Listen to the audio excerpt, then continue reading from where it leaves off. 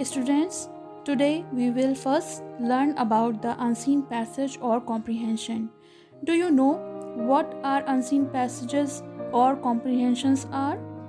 Okay, if you don't know, let me tell you. What is an unread passage called? अपठित गद्यांश किसे कहते हैं? Unread or unseen means one that has not been read or seen before.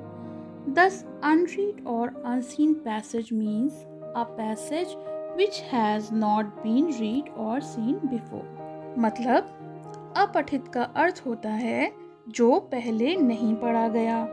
इस प्रकार अपठित गद्यांश का अर्थ हुआ वह गद्यांश जो पहले ना पढ़ा गया हो, जिसको हमने पहले ना पढ़ा हो। What type of questions can be asked in unseen passage or unread passage?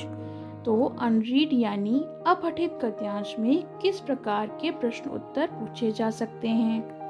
First, you can be asked to read the passage and find the correct answer and write it. पहला, एक तो गद्यांश को पढ़कर प्रश्नों के उत्तर उसी में से ढूंढकर लिखने के लिए कहा जा सकता है, और second, you can be asked to read and write by choosing the correct answer from the given option. यानी दूसरे गद्यांश को पढ़कर प्रश्नों के लिए दिए गए विकल्पों में से सही उत्तर चुनकर लिखने के लिए कहा जा सकता है। While solving the passage, we should keep the following points in mind. निम्नलिखित बातों का हमें ध्यान रखना चाहिए। First, read the passage 2 or 3 times and understand its motive.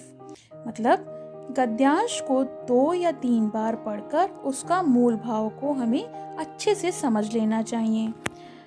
Second, write the answer to the question in your language and in short sentences.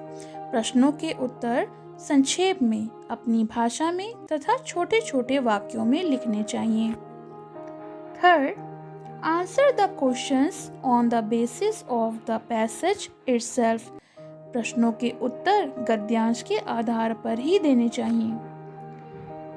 Fourth, if asked to write the title, then write the title as well, but the title should be such that it reveals the motive and purpose of the passage.